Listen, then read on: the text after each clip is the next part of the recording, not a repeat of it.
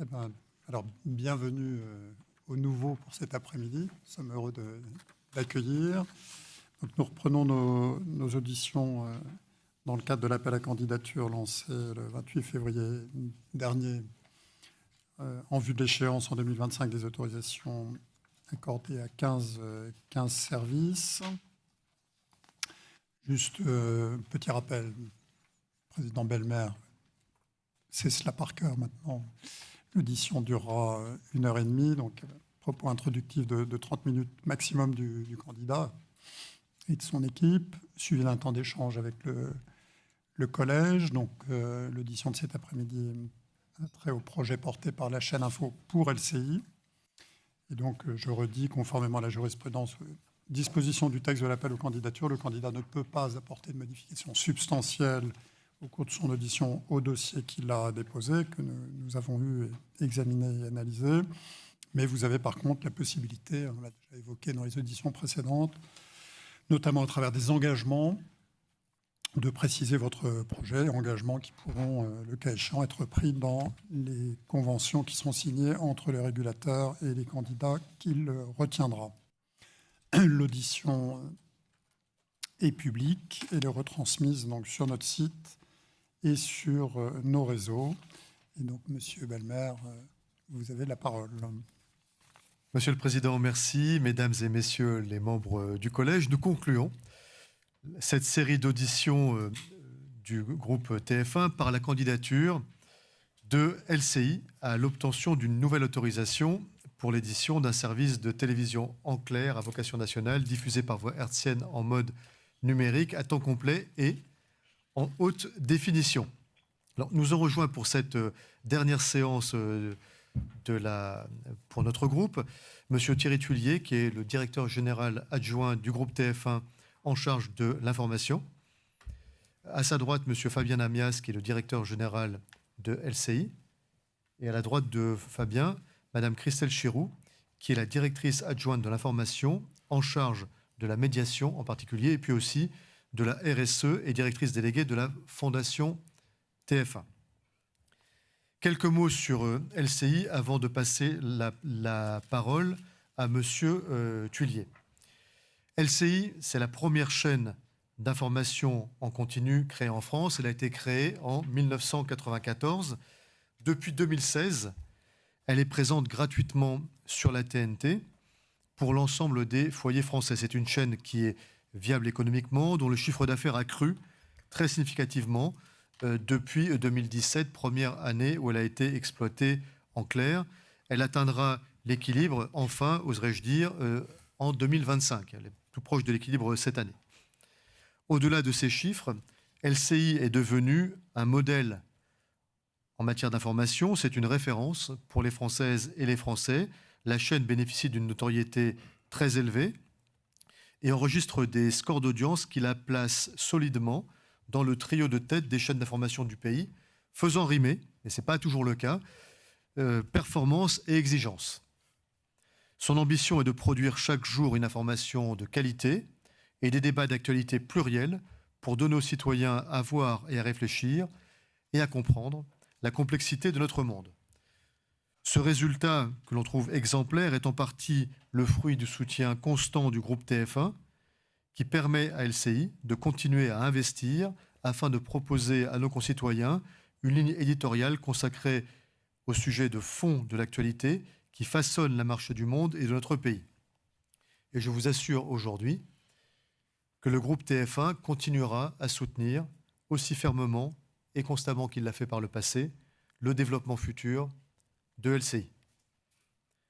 Ce résultat est également le reflet du travail de nos journalistes et de la rédaction de LCI, de la volonté de notre rédaction constante de proposer une chaîne d'information différente qui se distingue par sa garantie de sources fiables, par sa lutte sans faille contre la désinformation, par son strict respect du pluralisme, de l'honnêteté, de la déontologie et de l'indépendance de l'information.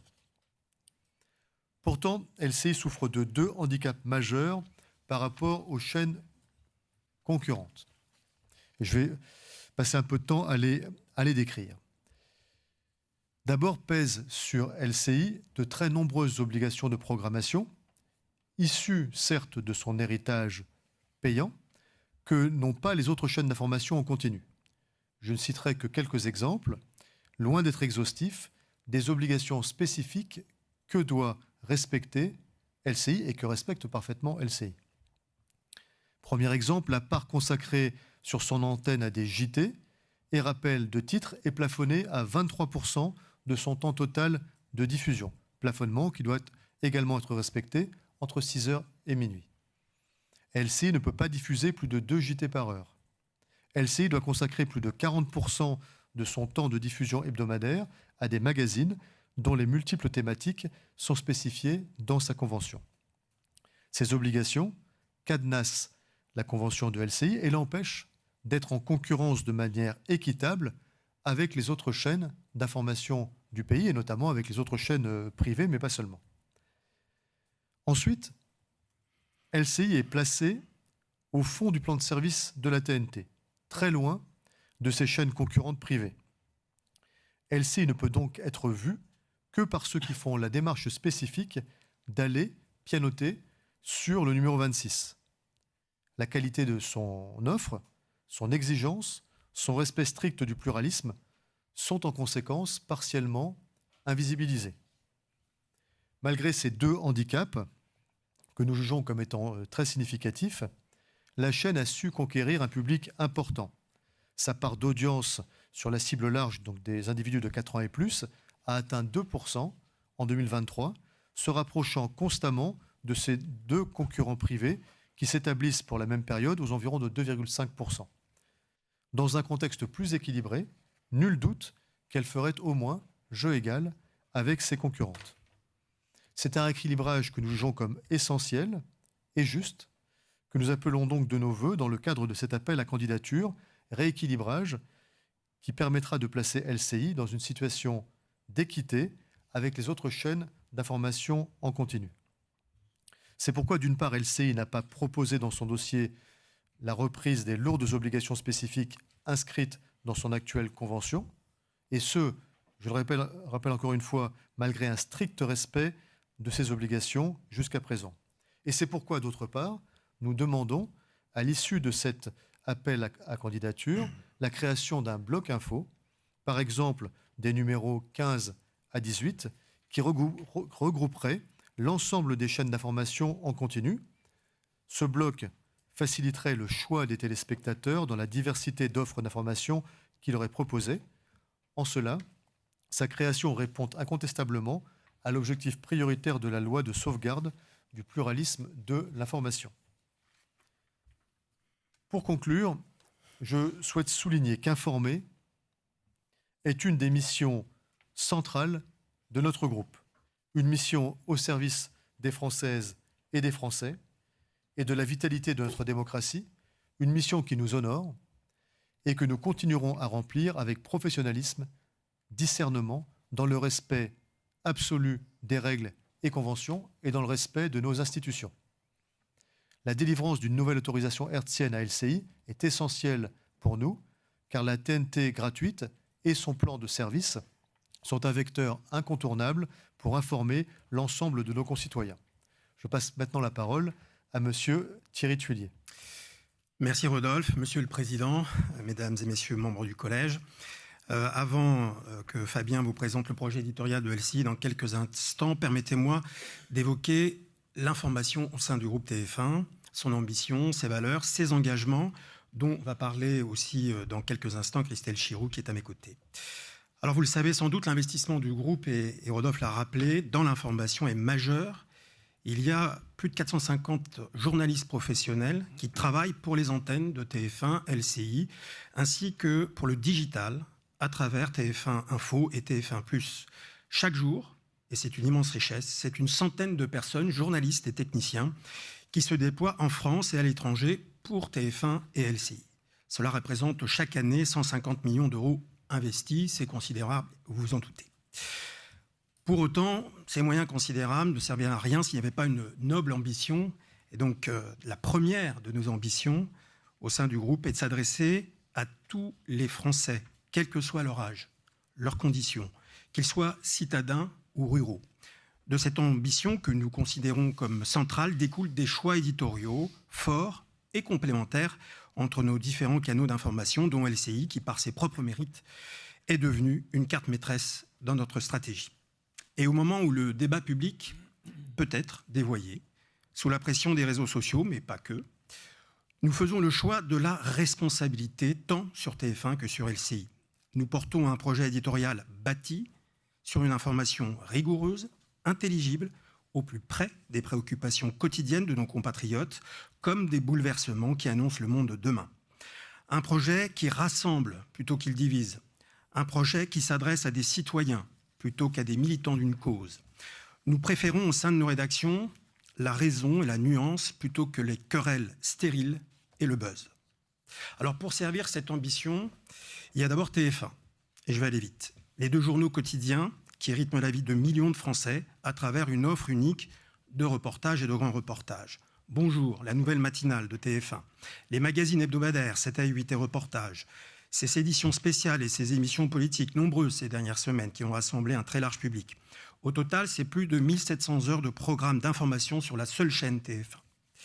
Simultanément, nous montons en puissance sur le digital, puisqu'il nous faut nous adapter aux nouveaux usages, avec la création récente de TF1 Info, site d'accès gratuit qui rassemble de nombreux reportages et émissions de TF1 et de LCI, mais aussi des sujets fabriqués par la rédaction dédiée à la plateforme.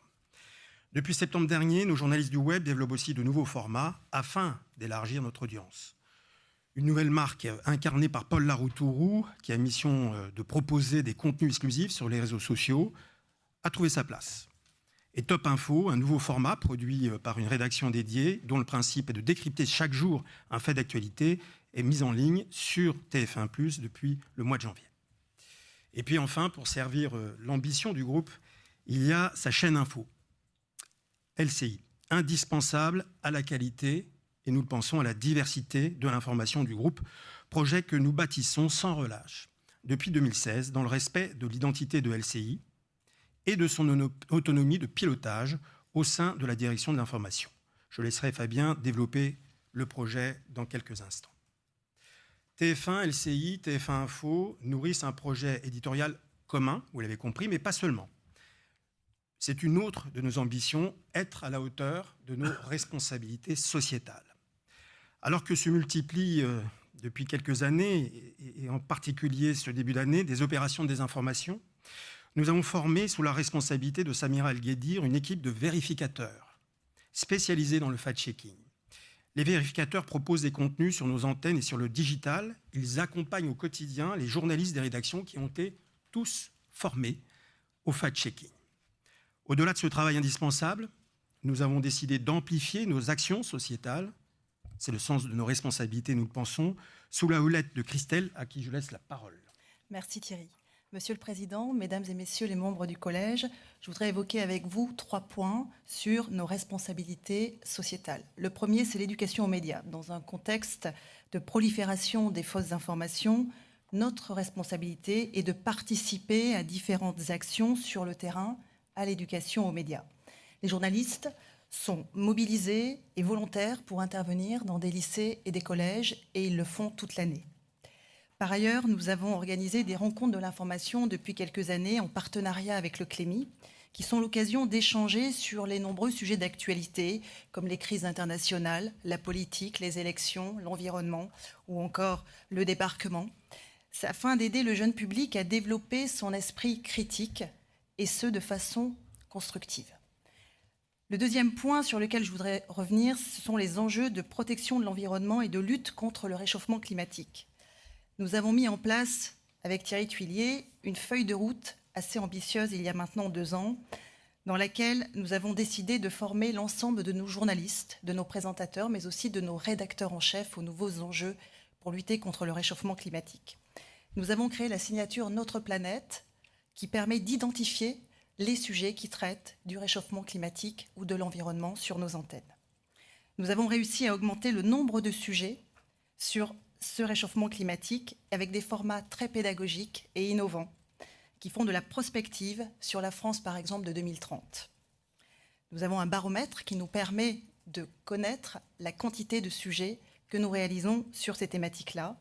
Et enfin, nous avons créé un comité de 16 experts et expertes qui permettent d'aider les journalistes sur des questions qui peuvent être scientifiques ou sur des sujets pour lutter contre le réchauffement climatique. Un comité, ce sera le troisième point, qui est bien sûr paritaire. Et vous connaissez notre attachement et notre engagement sur la parité. Nous sommes très engagés au quotidien sur la représentation paritaire des femmes et des hommes dans nos émissions d'information. Et outre notre politique interne de représentation des femmes et des hommes sur nos antennes, journalistes et chroniqueurs, nous menons une action depuis de nombreuses années pour promouvoir et améliorer la présence des expertes sur nos plateaux, que ce soit sur TF1 et sur LCI. Nous sourçons et nous formons des expertes à la prise de parole en public pour qu'elles puissent s'exprimer en toute confiance sur les plateaux. Et ce n'est pas exclusif à TF1, mais elles peuvent aussi aller s'exprimer sur d'autres chaînes. Nous avons aujourd'hui un vivier de 60 expertes et nous poursuivons bien sûr notre partenariat avec le site expert.fr. Thierry. Merci Christelle. Alors comme l'a indiqué Rodolphe, nos journalistes sont et seront pour l'avenir pleinement mobilisés pour apporter aux téléspectateurs une information soucieuse du strict respect de la déontologie, du pluralisme et de l'indépendance. C'est la raison pour laquelle, au-delà des saisines auxquelles il doit répondre, nous partageons nos réflexions depuis quelques mois avec le comité relatif à l'honnêteté, à l'indépendance et au pluralisme de l'information, et que Fabien et moi-même rencontrons et dialoguons régulièrement avec nos SDJ. En conclusion, au sein du groupe, l'ambition pour l'information passe par, vous l'avez compris, le développement de LCI, en lui permettant d'être mieux exposé grâce à la création d'un bloc de chaînes d'infos. Par son rythme différent de celui de ses consoeurs et des JT, par sa ligne éditoriale exigeante et ouverte sur le monde, par les nombreux talents qui l'ont rejoint, son développement renforcera le pluralisme de l'information dans notre démocratie et la qualité de son traitement sous la responsabilité de Fabien, à qui je cède la parole. Fabien. Merci Thierry, Monsieur le Président, Mesdames et Messieurs les membres du Collège.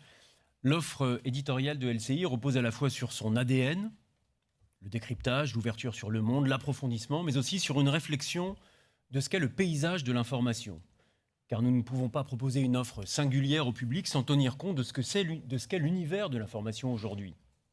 4 chaînes d'information, les grands journaux télévisés, la presse écrite, la radio, mais aussi les réseaux sociaux, les sites d'information, sérieux ou non, les sites médias, les blogs, TikTok, Instagram. C'est une offre gigantesque où l'on trouve le meilleur comme le pire, le vrai comme le faux, le salutaire comme le nauséabond. Et dans ce contexte, renforcé encore par l'irruption de la guerre aux portes de l'Europe et les bouleversements politiques que nous connaissons actuellement en France, LCI est convaincue qu'elle occupe une place et un rôle singulier.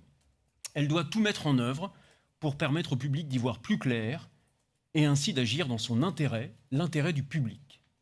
Il s'agit de proposer à chacun de se forger une opinion, de développer son propre sens critique, d'apprécier les faits grâce à une méthode simple, claire, qui repose sur 3 piliers. Donner du temps, recourir à la plus haute expertise et le reportage sur le terrain. Donner du temps, c'est déjà en soi volontairement rompre avec le rythme imposé par les réseaux sociaux et l'immédiateté. Le temps long, l'approfondissement sont des clés de notre offre. Cela implique une ligne faite de choix clairs. On ne peut pas tout traiter. Nous n'avons jamais eu la prétention de l'exhaustivité. Nous assumons de traiter moins d'actualité, mais de la traiter mieux, accorder 1 heure à une information, ou plus, là où d'autres chaînes se contenteront de quelques minutes. Exposer d'abord les faits, donner les chiffres, les lieux, les dates, via des présentations claires, puis les faire analyser et commenter par les meilleurs experts de la rédaction, ainsi que nos invités. Ça veut dire privilégier ce qui, selon nous, est essentiel. Les grands bouleversements mondiaux, les mouvements géopolitiques, mais aussi leurs conséquences économiques sur les États comme sur les individus. Et bien sûr, comme on le constate en ce moment, les bouleversements politiques et leur implication concrète sur la vie française et sa place dans le monde. International, économie, politique, c'est la triple offre de LCI, ce qu'elle cherche à approfondir pour être la plus complète et faire référence. Pour cela, il faut s'appuyer sur la rigueur et l'expérience de nos équipes. C'est le 2e pilier. Que ce soit grâce à nos présentateurs aguerris et rompus à l'exercice, David Pujadas, Amélie Carrouer, Jean-Baptiste Boursier, Elisabeth Martichoux, Darius Rochebin, pour n'en citer que quelques-uns, mais aussi nos spécialistes politiques, économiques ou diplomatiques, Routel Krief, Adrien Gindre, Valérie Nata, François Langlais, Claire Fournier, François Clémenceau, Pascal Péry, Pierre Servant, Catherine Gentil, Didier François, Samira El Gadir, Gérard Haro, Adnou Chalmani et bien d'autres encore. Leur expertise pèse d'un grand poids dans la crédibilité de la chaîne. Elle permet de donner du sens et de mettre en perspective les faits qui sont exposés à l'antenne. Ils participent tous à la singularité, à l'excellence de LCI, à la raison principale pour laquelle on choisit de la regarder, de s'informer en profondeur, car vous ne les voyez nulle part ailleurs. Nous avons également une politique d'invitation internationale prestigieuse qui renforce cette promesse différenciante. Volodymyr Zelensky, le chancelier Olaf Scholz, le président de la RDC Tshisekedi, Salomé Zourabichvili, le président polonais Duda, le président israélien Herzog, Anthony Blinken, Ursula von der Leyen, LCI est la seule chaîne française à proposer aujourd'hui des entretiens à ce niveau. Mais également des intellectuels de tous horizons et des scientifiques. Pour l'environnement, par exemple, Jean Jouzel, Jean-Loup Etienne, Nicolas Vanier, Pascal Pic. Les chercheurs, Asma Mala, Hugo Micheron, Boris Cyrulnik. Le monde de la culture est aussi représenté à son plus haut niveau. Alain Mabankou, Amin Mahalouf, Judith Chemla, Justine Triet, Maurizio Serra, Douglas Kennedy, Alexis Michalik, Johan Sfar, tous sont venus très récemment sur LCI. Je voudrais également insister sur un point essentiel de ce qu'est LCI aujourd'hui et qui la singularise nettement, le reportage, notamment le grand reportage à l'international. C'est notre troisième pilier. C'est l'une des forces majeures de la chaîne, au même titre que ses grandes signatures expertes. Vous les voyez toute l'année sur le terrain. Solène Rioux, Thomas Misraki, Gwendoline Desmono, Jérôme Garot, Margot Haddad, Charlie Nurel, Michel Scott évidemment. Et bien sûr, les JRI qui les accompagnent dans leur mission. Leur travail sur le terrain, les témoignages qu'ils rapportent, ajoutés à l'expertise en plateau, c'est l'une des valeurs fortes de LCI, un de ses marqueurs. Aucune autre chaîne d'information ne se projette autant sur le terrain et n'accorde autant de moyens au reportage. C'est un choix, nous le croyons, particulièrement différenciant. Et permettez-moi à ce sujet de nous arrêter un instant sur notre couverture de la guerre en Ukraine. Certains ont pu estimer que la place laissée à ce conflit sur notre chaîne a été trop importante. Eh bien, nous ne le pensons pas. Nous y avons en effet consacré plus d'une centaine d'heures de reportage. Nous avons, avec Thierry Tulier et la rédaction de LCI, fait le choix délibéré, depuis le 24 février 2022, cette nuit où les troupes russes ont pénétré en Ukraine, d'éclairer en profondeur nos téléspectateurs sur cette guerre, car elle est de nature, nous en sommes convaincus, à changer la face du monde. C'est l'invasion d'un État européen, c'est la réactivation de la menace nucléaire. C'est une guerre qui a des répercussions majeures sur l'économie mondiale et donc sur la vie de tous les jours. Mais surtout, cette guerre a fait basculer le monde dans une confrontation, somme toute inédite depuis la guerre froide, entre l'Occident et certaines grandes puissances se constituant en bloc. On l'a encore vu avec la visite de Viktor Orban ce week-end en Russie. LCI est la seule chaîne en France, peut-être en Europe, à disposer en permanence d'une équipe de reporters en Ukraine. C'est le cas encore aujourd'hui, à l'heure où l'on se parle, avec Claire Clambier et Charlotte Lefettet, qui viennent de réaliser un reportage sur la maternité qui a été prise sous le feu des Russes, reportage que nous avons vu au journal de 20h hier soir et sur l'antenne de LCI ce matin. D'autres événements internationaux se sont imposés et ont fait l'objet, et pour certains continuent naturellement, d'un traitement en profondeur. Le conflit entre Israël et le Hamas. LCI a été l'une des toutes premières chaînes européennes à pénétrer dans Gaza à l'automne dernier. Les élections en Turquie, à Taïwan, où nous avons dépêché des équipes, les émeutes en Géorgie, les élections européennes, mais également, bien sûr, l'élection du futur président des États-Unis à l'automne prochain. Nous avons d'ailleurs très récemment, la semaine dernière, diffusé le premier débat en direct entre Biden et Trump. Et nous avons également proposé une nuit américaine en mars, lors du Super Tuesday. Nous serons présents, évidemment, avec nos reporters, lors des 2 grandes conventions cet été. Vous pouvez donc le voir, l'offre éditoriale de LCI est clairement distincte de ses concurrentes. Les choix qui ont été faits ont conduit à cette différenciation. Je les rappelle à nouveau, temps long, expertise, présence sur le terrain. Les résultats d'audience, Thierry et Rodolphe l'ont évoqué, ont salué cette ligne exigeante. La part d'audience, 4 ans et plus de LCI, est passée de 0,6% en 2017 à 2% en 2023. Enfin, et comme l'a rappelé Thierry à l'instant, ainsi que Christelle, nous sommes conscients de l'importance des grands enjeux de société et du rôle que nous devons jouer. C'est la raison pour laquelle LCI s'engage à ce que son offre de programme soit enrichie de nouveaux rendez-vous. D'abord, LCI s'engage à diffuser chaque semaine une interview autour d'un expert, d'un entrepreneur, d'un citoyen consacrée à la diversité de la société française. Cette émission aura pour mission de donner à voir des parcours inspirants et de fait œuvrer à une meilleure cohésion sociale. LCI s'engage également à diffuser chaque semaine une interview autour d'un citoyen, d'un témoin consacré à la protection de l'environnement et à la lutte contre le changement climatique. Enfin, LCI s'engage à diffuser chaque semaine une rubrique consacrée à la lutte contre la manipulation de l'information. Consciente également que l'information doit être accessible à tous, et en particulier aux personnes souffrant de handicap, auditifs ou visuels, LCI prend de nouveaux engagements renforcés. À ce titre, LCI s'engage à sous-titrer les programmes qu'elle diffuse entre 18h et 20h, c'est-à-dire l'heure où nous sommes le plus regardés, du lundi au vendredi, ainsi qu'à proposer 2 journaux quotidiens traduits en langue des signes, diffusés entre 14h et 16h. LCI s'engage également à diffuser, chaque semaine, un programme d'actualité audio décrit ou adapté aux personnes aveugles ou malvoyantes. Ce programme sera diffusé entre 7h et minuit.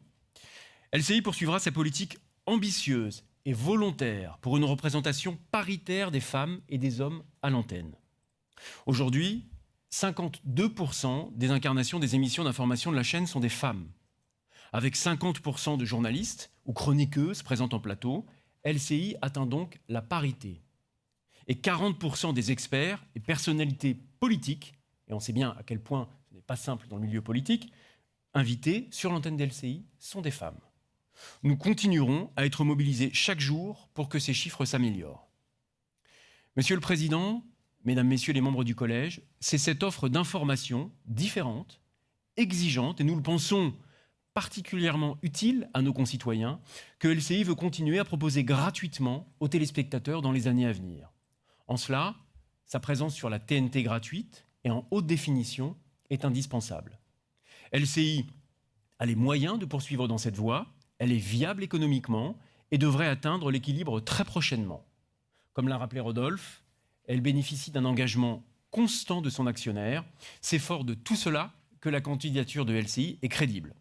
Avant de laisser Rodolphe conclure, permettez-nous de vous montrer en quelques minutes, le temps d'un petit film, qui témoigne du travail effectué par les équipes de LCI.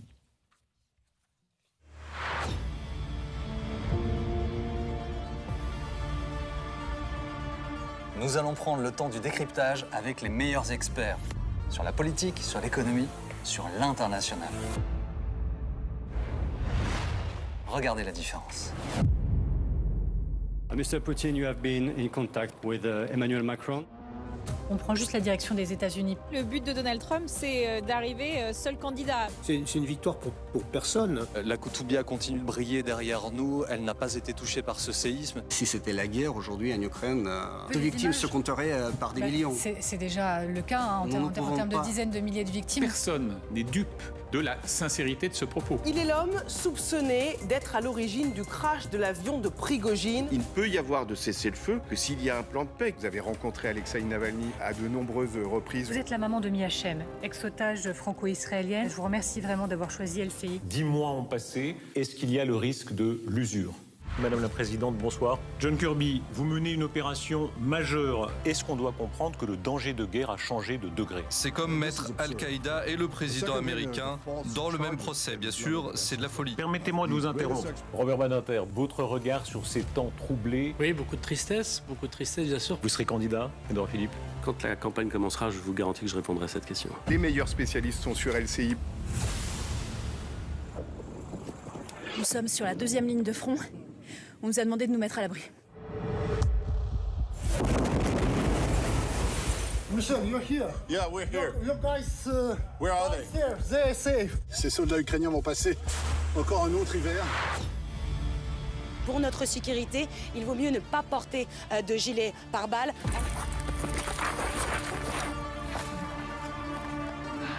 Solène, vous étiez, vous, à Reim. Beaucoup de Gazaouis s'attendent à la reprise des combats.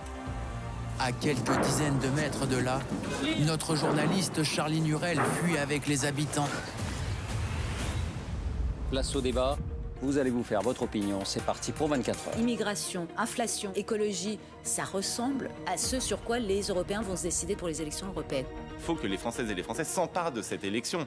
la plus importante de l'histoire. Bonjour Gabriel Attal. Bonjour Adrien Jean. Merci beaucoup d'avoir accepté notre invitation. Je voudrais répondre sur le fond. C'est pas la question que je vous pose. Le parti des Républicains en plein chaos. Que cherche Emmanuel Macron? Un effet waouh. Gabriel Attal, vous le voyez bien, il a tranché. Les cours d'empathie, c'est d'abord au rectorat et à l'administration qu'il faut les donner. Nous continuons de recevoir toutes les têtes de liste. La restauration collective, 75% du bœuf est d'origine importée. Sur tous les sujets dont vous avez beaucoup parlé, on essaye d'avancer, d'en aborder d'autres. Et il y en a un que je vous propose maintenant.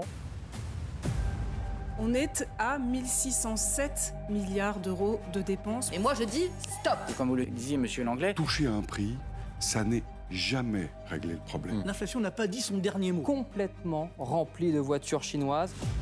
Nos valeurs doivent être partagées quand on joue en Europe. Mais on n'est pas capable d'avoir des services publics qui fonctionnent aussi bien. Regardons les temps de parole. Est-ce que ce sont les recettes qui flanchent ou est-ce que ce sont les dépenses qui flambent? C'est une question très importante que vous posez là. Le suspense reste entier. Je vous remercie infiniment de nous avoir accompagnés avec le sourire, s'il vous plaît. Ils font leur propre émission ensemble. Si on vous gêne, vous nous le dites. À très bientôt sur LCI, la chaîne Info.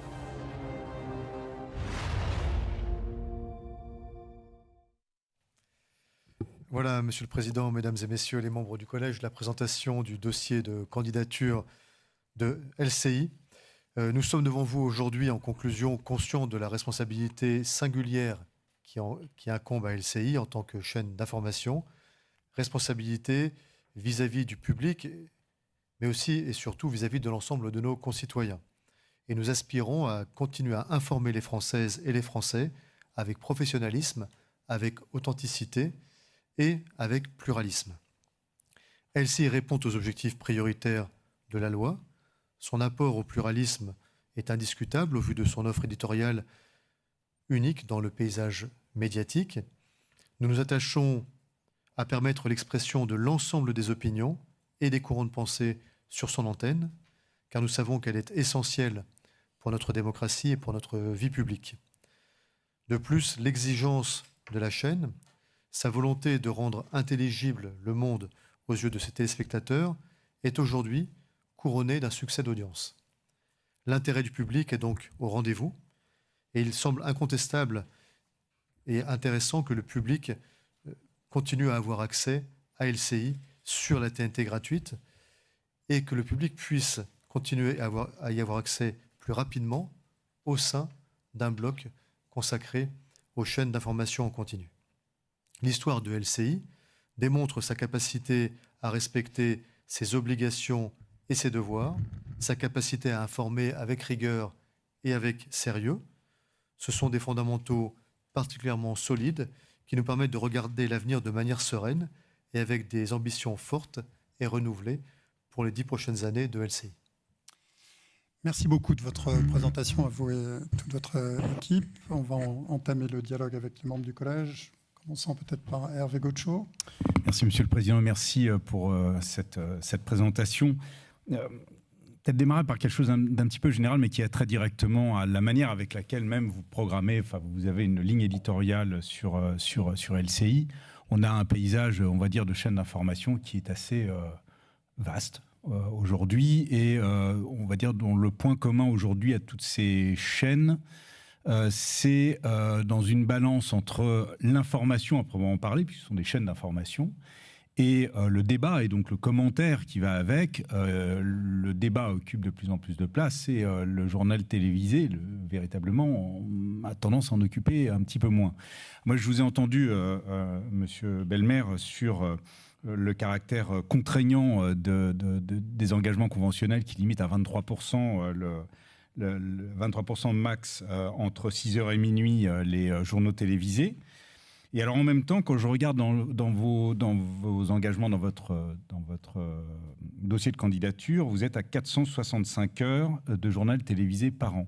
Ce qui est, en fait, si je fais de bons calculs, est très très loin en fait des 23%, très en deçà en fait des 23%, puisque 23% entre 6h et minuit sur 18 heures, donc ça fait 4 heures sur 365 jours, vous devriez être quasiment à 1511 heures par an pour arriver à ces 23%-là.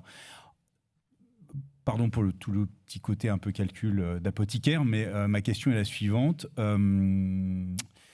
Est-ce que Au degré de maturité où on est LCI aujourd'hui, est-ce qu'il n'y a pas matière à rééquilibrer, à redonner un petit peu plus de place au journal télévisé à proprement parler, à la place des reporters, dont certains ont été cités, Michel Scott, d'autres, les JRI, et peut-être un petit peu moins aux commentaires et aux débats, même si on a bien compris votre volonté de ne surtout pas tomber dans la tautologie. Merci.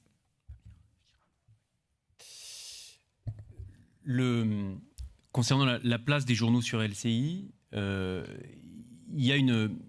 a constaté une évolution depuis plusieurs années d'une baisse de la durée des journaux. Là, je parle sur l'ensemble des chaînes d'information, au profit des débats. Mais il se trouve que sur LCI, on a une façon de procéder qui est assez particulière. Il y a les journaux, il y en a chaque heure. Il y en a 2 par heure dans la matinale, et puis après, il y a les rappels à l'heure.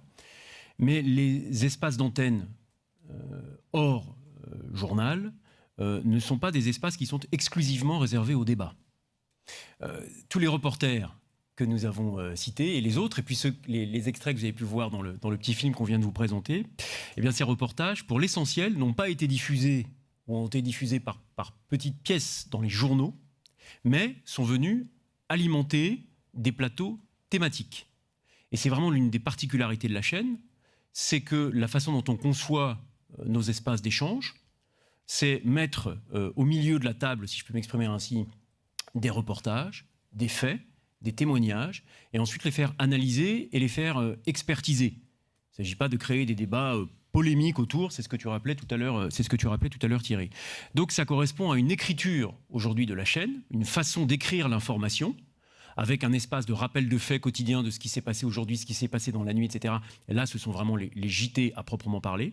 Néanmoins, le travail de reportage, de duplex, de faits à proprement parler, vient irriguer toute l'antenne de LCI. Donc en fait, ce serait une illusion d'optique de penser que le temps alloué au JT est un temps exclusif des reportages. Les reportages passent sur l'ensemble de la chaîne. Ça, je pense que c'est très important de le souligner. Oui, est-ce que vous seriez prêt du coup à prendre des engagements dans le cadre d'une reconduction de votre autorisation, des engagements conventionnels sur la place? Alors, oublions à son notion de journal télévisé et de débat, mais sur le volume de reportages à proprement parler et d'informations à diffuser sur LCI. Bon, je peux répondre à cette question si vous voulez. Aujourd'hui, LCI, c'est la chaîne qui propose, selon nous, selon nos calculs et nos estimations, l'offre de reportage et l'offre de reportage sur le terrain la plus importante de notre secteur et largement supérieure à ce que, selon nous, peuvent produire nos chaînes concurrentes. Aujourd'hui, ce qu'on constate, et ça a l'air un peu d'une position de principe, comme toutes les positions de principe, elle peut se discuter. Nous, ce qu'on considère et ce qu'on essaye de faire vivre au quotidien, c'est le pluralisme interne sur notre chaîne. Ce qu'on essaie d'amener comme élément, comme notion aujourd'hui aussi, et c'est un peu ce qui transparaît dans notre dossier de candidature, c'est que pour que le pluralisme externe vive de façon équitable, réelle, concrète dans ce pays, il faut laisser sa chance à LCI de pouvoir concurrencer sur un champ d'égalité, à armes égales, comme on dit trivialement, même si le mot arme n'est pas tout à fait adapté, puisqu'il s'agit d'une saine émulation et de pluralisme externe. Il faut qu'on puisse travailler avec les mêmes contraintes, avec la même liberté que nos concurrents. Et il faut qu'on puisse aussi travailler avec la même exposition. Ce faisant, les obligations que nous avons, les engagements que nous avons pris dans notre dossier de candidature, qui sont en ligne avec ce que la chaîne fait depuis plusieurs années, ont aussi été pensés en comparant avec l'ensemble d'obligations qui encadrent ou n'encadrent pas nos concurrents et leur permettent des développements, une flexibilité, une agilité, une plasticité beaucoup plus importante que la nôtre. Nous souhaitons que LCI devienne leader des chaînes d'information dans ce pays. Pour cela, nous avons besoin de la même plasticité qui est offerte par les conventions et donc par l'autorité à nos grands concurrents. Nous voulons être disponibles au milieu d'eux pour que le public français puisse se faire sa propre opinion en consultant l'ensemble des chaînes d'infos, ou au moins celles qu'il préfère. Je me permets de préciser par ailleurs que vous avez évoqué les JT et les débats. Le JT, c'est prioritairement la place de TF1. On a construit notre offre d'information avec nos rédactions en étant complémentaires. Donc la place centrale du reportage et du reportage, plutôt TF1. Ce qui ne veut pas dire, et Fabien l'a très bien expliqué, qu'il n'y a pas de reportage, bien au contraire, sur LCI. Mais on le fait d'une manière différente. Pas dans le cadre d'un JT, mais dans le cadre d'un temps long, d'un talk, appelons ça un débat si on veut. Et c'est à cette aune-là qu'il faut regarder notre approche concernant TF1 et LCI. Il ne s'agit pas de transformer LCI en concurrent direct de TF1. On parlait du pluralisme interne. On a nécessité d'adresser des publics différents. On a un public sur LCI qui est plus citadin que sur TF1, qui s'intéresse plus aux choses internationales, politiques et économiques que sur TF1. Donc on se doit de pouvoir proposer une offre différenciée. De tout ce qui vient d'être dit découle en fait une sorte de question méthodologique avec laquelle nous avons apporté cette candidature, qui était de remettre en fait la convention actuelle date du passage en clair de LCI dans un contexte que vous connaissez qui était très différent, avec une demande de différenciation assez forte. On considère qu'aujourd'hui, à l'aune de l'expérience, du fait qu'on a bien vu qu'il y avait une demande forte pour les chaînes d'infos, qu'il n'y a pas de cannibalisation, au contraire une offre qui est grandissante, on a tout simplement essayé de faire une sorte de naturellement proposer une mise à jour de notre convention, à la fois en supprimant certains engagements qui n'ont plus lieu d'être, ce qui ne veut pas dire qu'on ne s'en conformera pas d'une manière ou d'une autre, mais qui n'ont plus lieu d'être écrits tels qu'ils sont, et d'en proposer en revanche aussi d'autres. Mais voilà, c'est un peu la démarche dans laquelle nous nous sommes inscrits pour répondre aux enjeux qu'ont décrit Rodolphe et Thierry. Oui, enfin, je précise que chaque convention a son historique, en effet, et toutes les chaînes n'ont pas vocation à être sur le même régime et sur la même convention. Le pluralisme, c'est justement de ne pas tous faire la même chose, donc précisément. Alors justement, on a vu sur un temps long, parce qu'évidemment ces derniers temps, on était plutôt dans une actualité très, très politique et électorale, mais on a vu sur un temps long que LCI avait beaucoup parlé à l'antenne, on va dire, d'un sujet qui était très central, qui était celui de l'Ukraine, qui vous a apparemment plutôt bien réussi, d'ailleurs, en termes d'audience comme choix. Alors, le parallèle peut paraître pas forcément tout à fait évident, mais d'abord, est-ce que ce type de politique éditoriale qui va être très centré sur un sujet, quitte à ce qu'il y en ait évidemment d'autres en satellite, mais avec un sujet très central sur des longues durées comme ça, est quelque chose qui vous paraît satisfaisant et que vous comptez continuer dans cette direction-là ou pas? Et la question se pose en parallèle avec l'application de la décision du Conseil d'État sur le pluralisme du 13 février, qui effectivement pose la question du pluralisme en termes évidemment des invités, des gens qui prennent la parole, de la nature de la parole, mais aussi des sujets qui sont traités sur les antennes. Comment est-ce que vous voyez, alors, une première question sur la ligne éditoriale très centrée sur l'international, et deuxième question sur la manière avec laquelle vous voyez, pour une chaîne info, ce qui est très spécifique, vous êtes les premiers à qui on peut poser la question, comment est-ce que vous voyez l'application de cette décision? Oui, peut-être sur la ligne éditoriale, le pluralisme, on va peut-être y revenir. Vous avez évoqué donc 3 thématiques centrales, la politique, l'économie et puis l'international.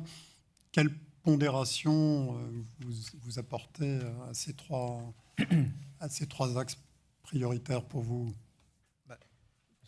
La pondération liée à l'actualité, d'ailleurs on le voit ces dernières semaines, il y a un peu moins d'international et beaucoup plus de politique. Donc je pense qu'il faut garder cette approche très pragmatique. Et pour revenir en effet sur la question de l'Ukraine, alors si c'est un sujet très typé, très spécifique, c'est un sujet très important. En fait, c'est une ligne de fracture. Moi, je considère depuis le début, avec Fabien, qu'il y a un avant et un après. Et que ce conflit renvoie à des tonnes de questions. La Russie, les accords russo-chinois et avec un autre bloc, Iran et autres, du Sud, l'Europe, la construction européenne, la relation franco-allemande, la relation avec les États-Unis.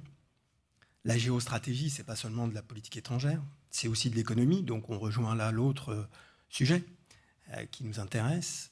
C'est aussi un sujet politique, parce que ça a été un débat aussi en France. Alors, davantage lorsqu'il a fallu traiter Gaza et Israël, mais l'Ukraine, on l'a vu ces derniers temps, a notamment beaucoup polarisé le débat public. Donc nous considérons que de ce conflit, finalement, partent différentes branches qui nous permettent de traiter toute l'actualité et qu'il faut le faire dans cet esprit globalisé. Parce que c'est comme ça que nous partagerons avec notre public les mécanismes en œuvre qui font que le monde est en train de changer, en France et au-delà de nos frontières. Et pour nous, c'est absolument primordial de proposer, j'allais dire, cette vision des choses et cette analyse-là. Je ne sais pas si tu veux pluralisme. En tout cas, sur le pluralisme des sujets, et pour compléter la réponse de Thierry à la question du président sur l'équilibre entre les différents thèmes, en fait, on essaie de fonctionner avec une méthode qu'on essaie d'avoir la plus claire possible. On disait, on se dit qu'on ne va pas tout traiter, pour traiter le plus en longueur et donc de la manière la plus complète et refuser la superficialité.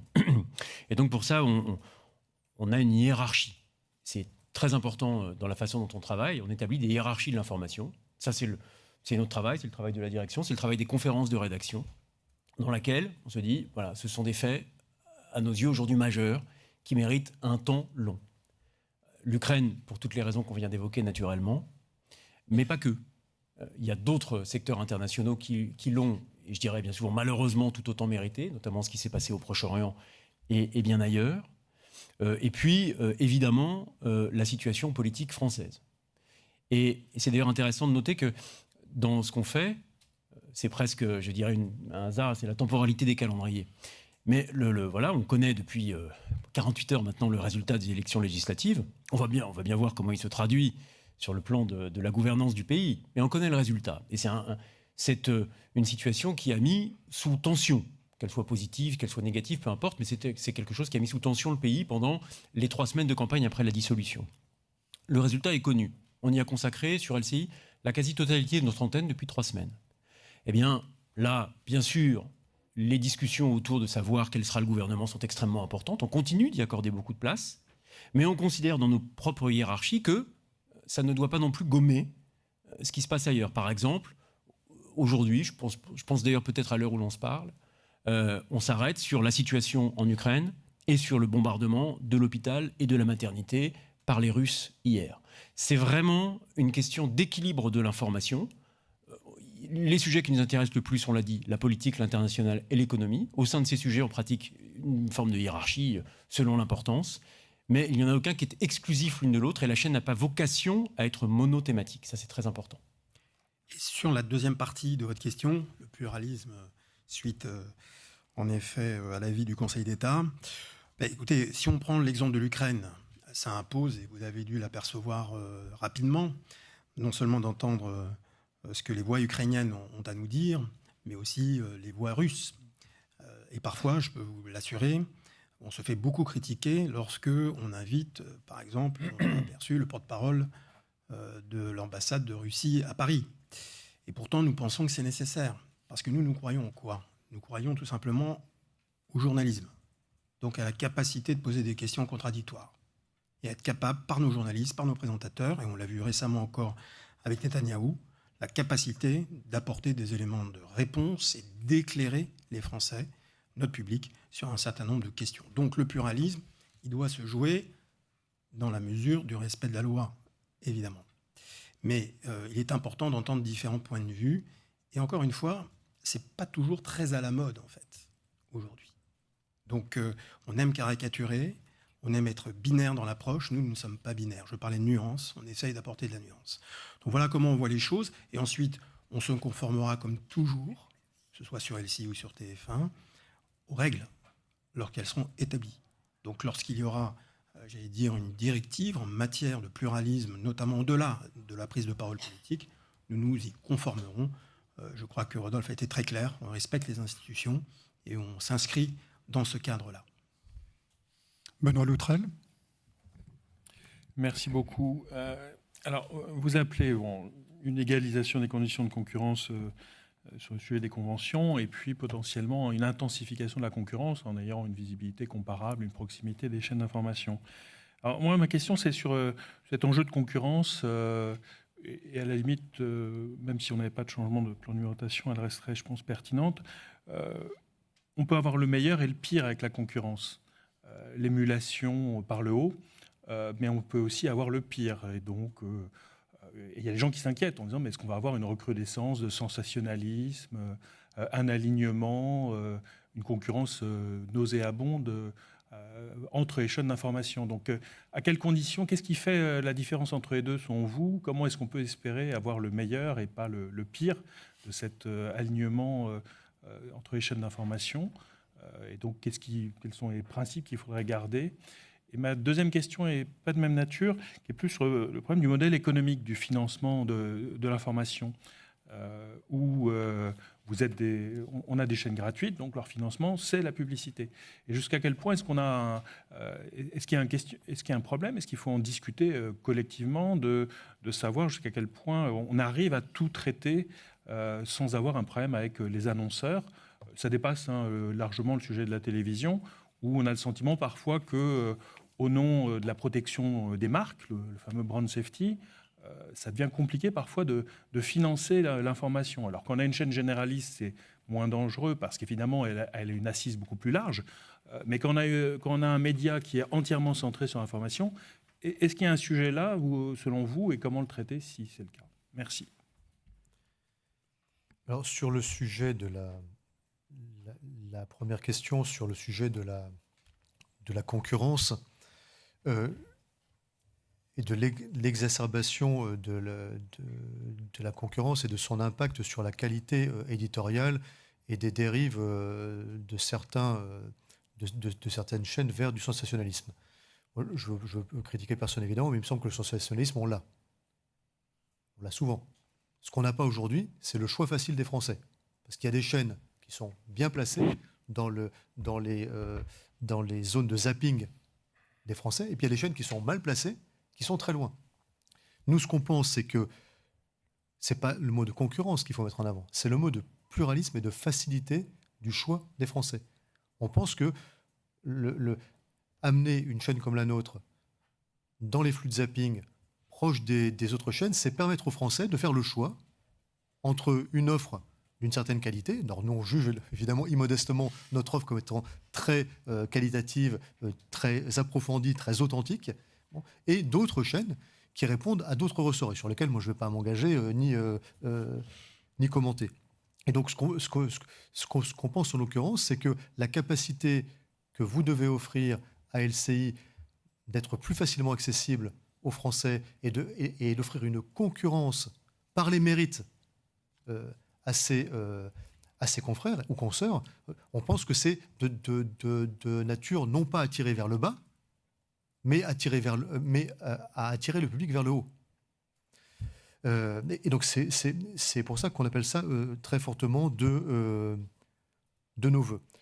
C'est vrai qu'aujourd'hui, on a bénéficié d'un changement de convention en cours de convention. En 2016, c'est ce qui a été accordé. Donc on a été, je dirais, héritier de précédents et d'une convention précédente qui a été juste transcrite en gratuit. Aujourd'hui, c'est une nouvelle convention à laquelle on candidate, et c'est vrai pour tout le monde.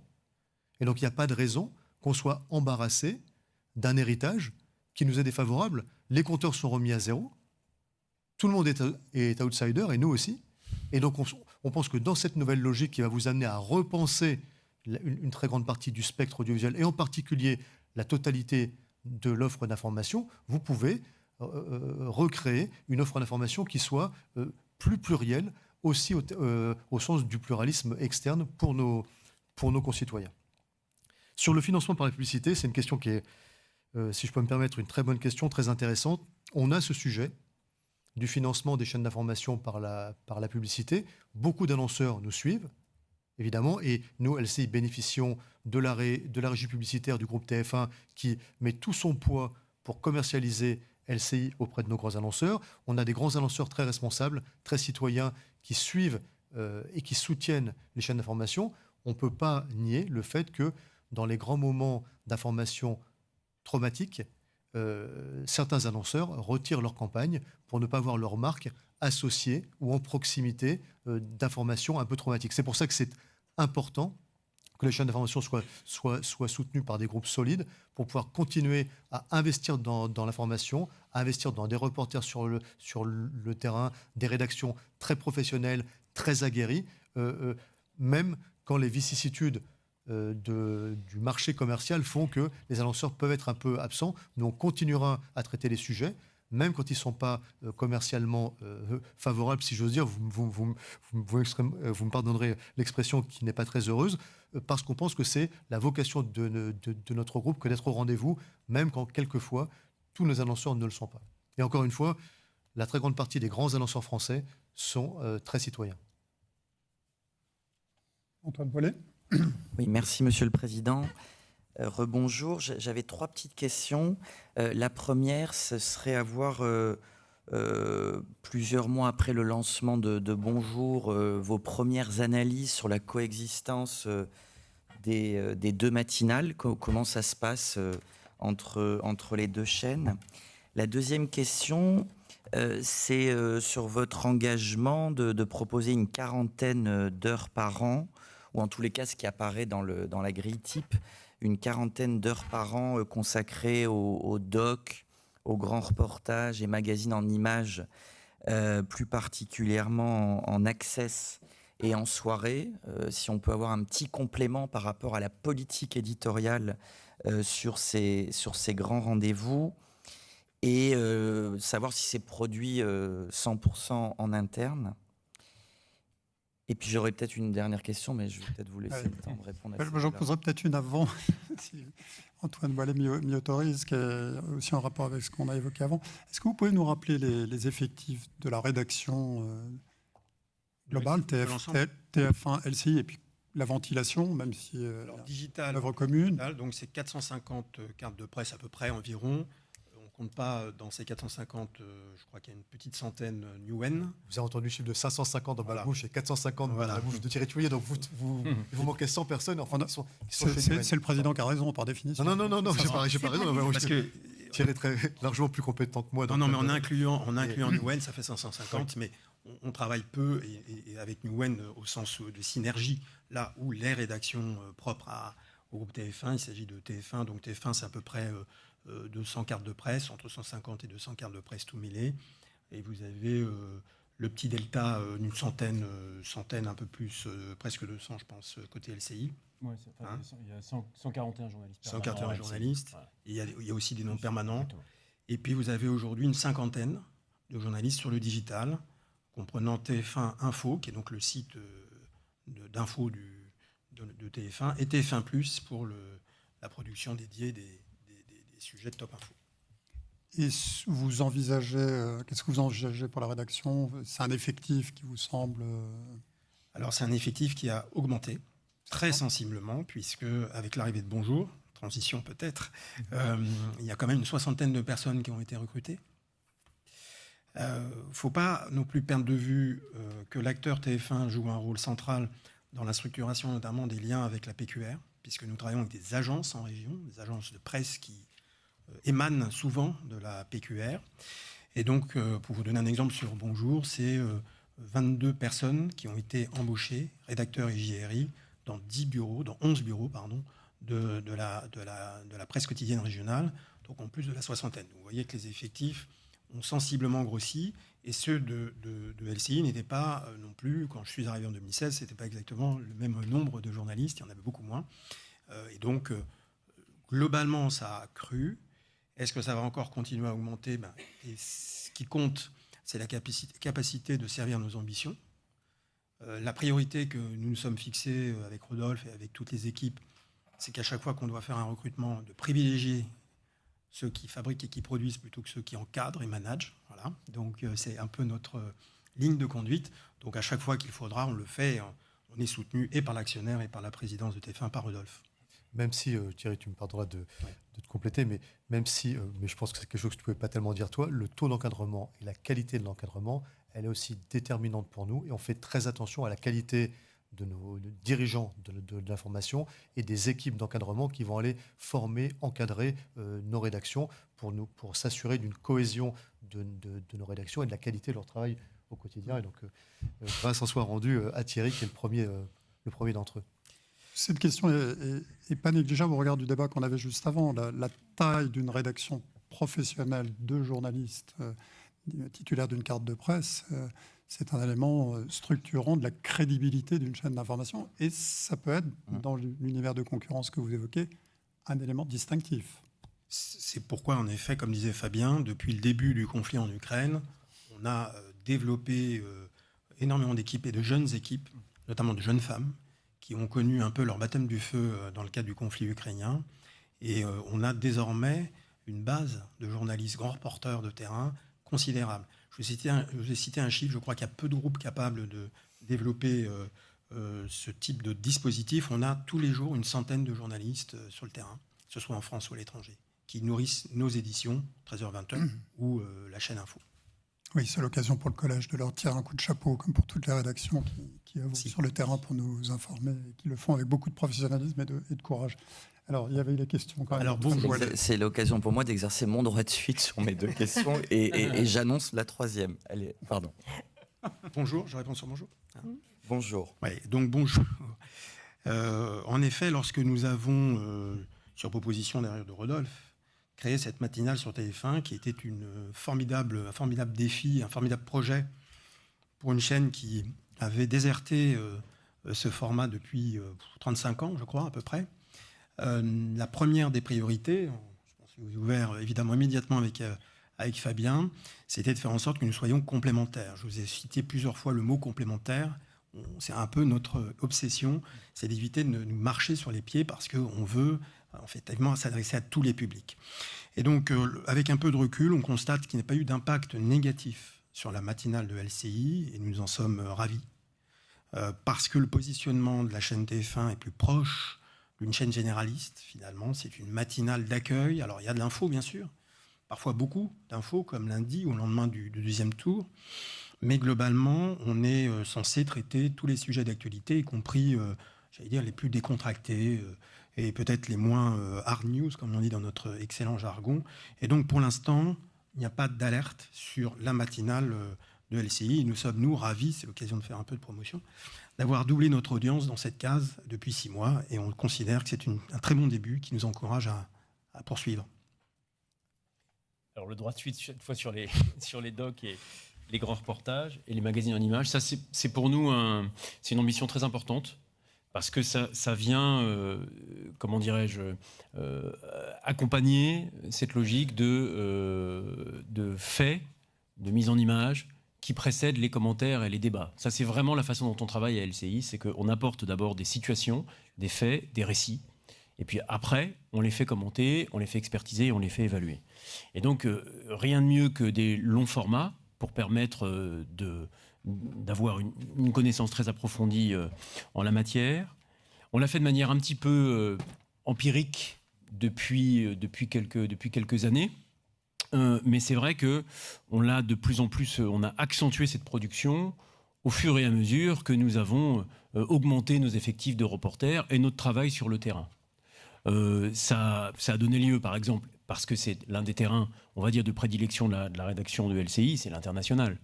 Ça a donné lieu à un long format, un doc de 52 minutes que nous avons diffusé il y a quelques semaines, réalisé par Bertrand Koch, sur Donald Trump, que nous avons préparé et fabriqué et diffusé pour la diffusion au moment du débat entre Biden et Trump. Voilà, ça c'est un documentaire inédit.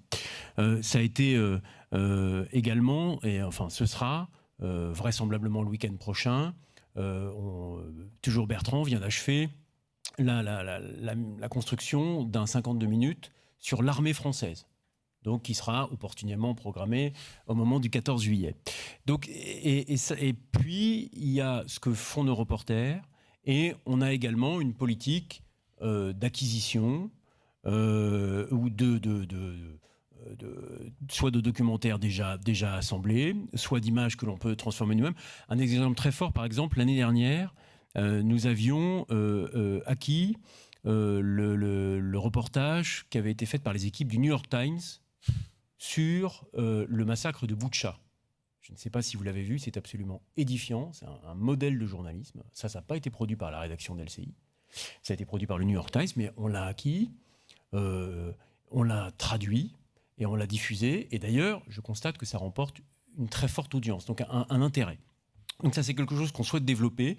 Pour répondre très concrètement à votre question, l'idée serait d'arriver à en proposer une 40aine par an, c'est-à-dire un par semaine en pleine saison.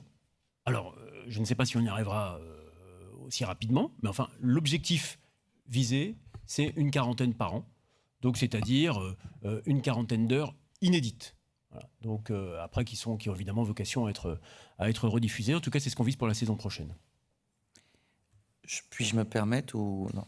Et ma dernière question, qui pourra peut-être en occasionner d'autres. On a bien noté ce que vous proposez dans le dossier autour des vérificateurs de l'info, ou également la rubrique hebdo consacrée à la lutte contre la manipulation de l'info. Au-delà de ça, LCI, dans son histoire, a eu aussi une belle coutume éditoriale qui était d'avoir un magazine de décryptage des enjeux médiatiques hebdo. Est-ce que c'est des choses, au-delà des engagements conventionnels ou pas, mais auxquels, vu les enjeux que vous avez évoqués en préambule, vous pourriez éventuellement réfléchir, au-delà de rubriques hebdo? Alors, c'est une piste de réflexion. On n'a pas, avec Fabien, on en a déjà évoqué par le passé avec Rodolphe d'ailleurs. En effet, compte tenu du paysage médiatique, ça peut être intéressant. Alors, sur une chaîne info, un rendez-vous hebdomadaire, c'est difficilement identifiable. D'ailleurs, en général, tous les rendez-vous hebdomadaires disparaissent au fur et à mesure de la saison parce qu'il y a toujours une bonne raison de les déprogrammer. Donc, c'est aussi une des raisons pour lesquelles on est prudent, même si on a envie. Voilà, je vous confie notre envie, mais il faut qu'on trouve la bonne formule. Et donc, c'est en cours de réflexion, y compris d'ailleurs, très souvent avec Christelle, nous évoquons le fait de jouer la transparence sur notre travail.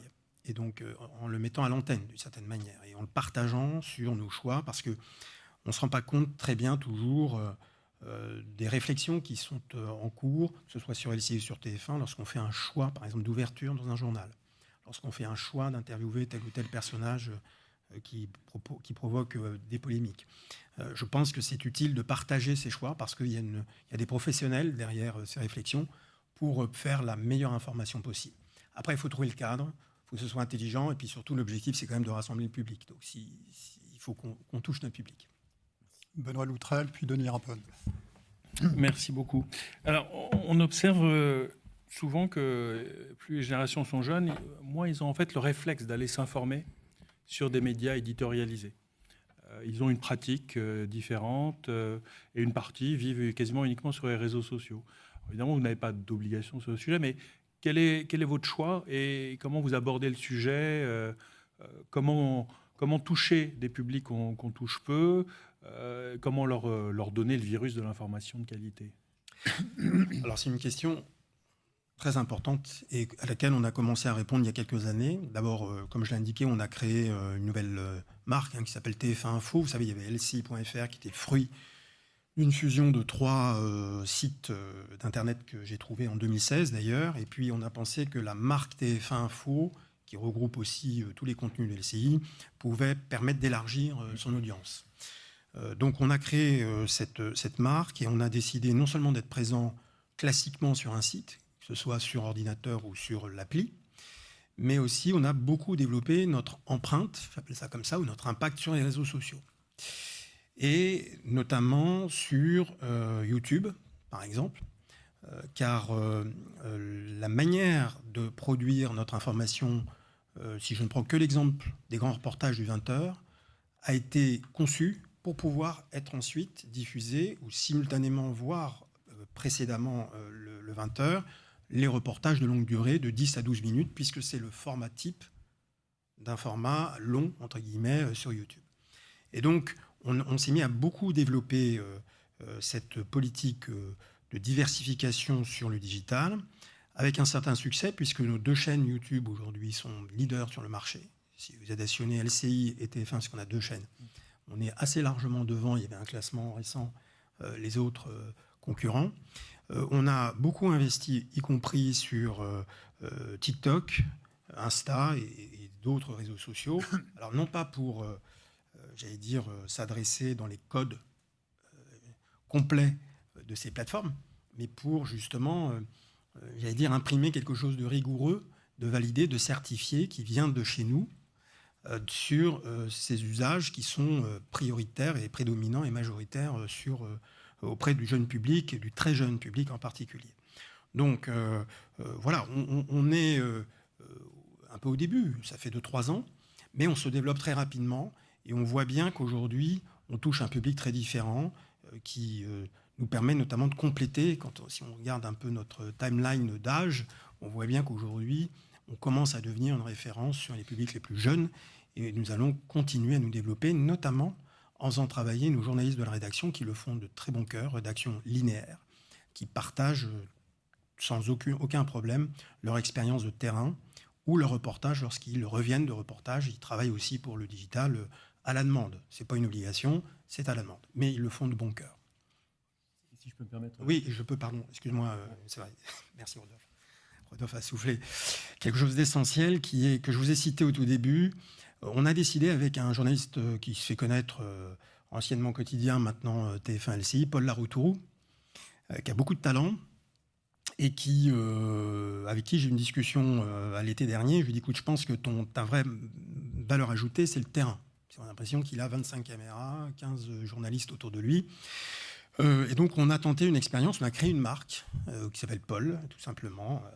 C'est en toute immodestie, qui lui permet d'être présent sur tous les réseaux sociaux, tous les supports.